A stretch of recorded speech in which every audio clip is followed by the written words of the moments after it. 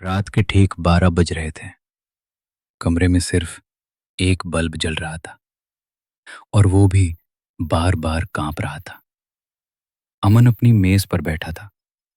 हाथ में एक पुराना पीला पड़ा हुआ खत था जिसे वो पिछले 15 सालों से खोलने की हिम्मत नहीं जुटा पाया था। खत पर लिखा था, जब तुम ये पढ़ो तब शायद मैं जिंदा ना रहूं। अमन की उंगलियां कांपने लगीं।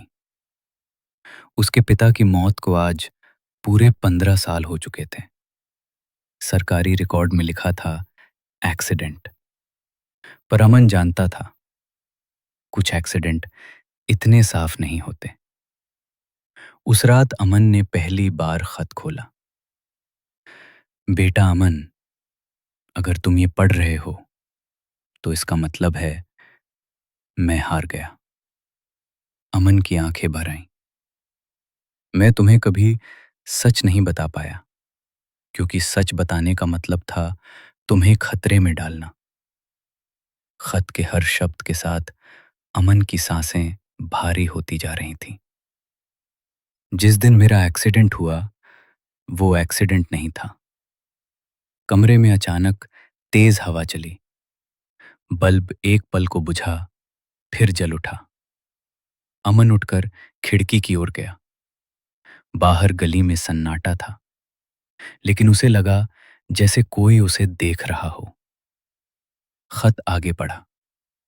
मैंने एक ऐसी फाइल देखी थी जो कभी सामने नहीं आनी चाहिए थी।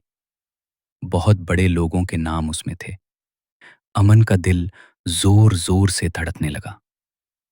उन्होंने मुझे चुप कराने की कोशिश की। मैंने मना कर दिया।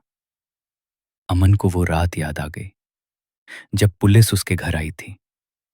मां रो रही थी और वो बस 10 साल का था।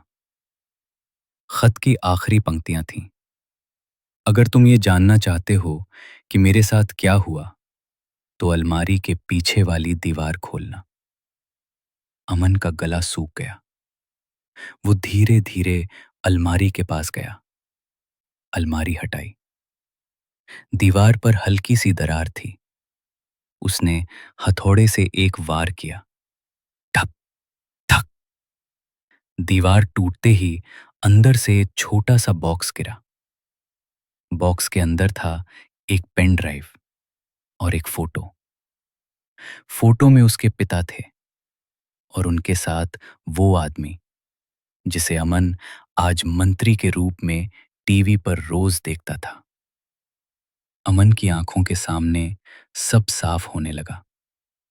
उसी पल उसके फोन पर एक अनजान नंबर से कॉल आया। उसने कॉल उठाया। दूसरी तरफ से बस एक लाइन आई, अब तुम्हें भी वही गलती नहीं करनी चाहिए जो तुम्हारे पिता ने की थी। फोन कट गया। कमरे की लाइट बुझ गई और अंधेरे में अमन ने महसूस किया ये कहानी यहां खत्म नहीं हुई है, ये तो अब शुरू हुई है। सच हमेशा दबाया जा सकता है लेकिन मिटाया कभी नहीं।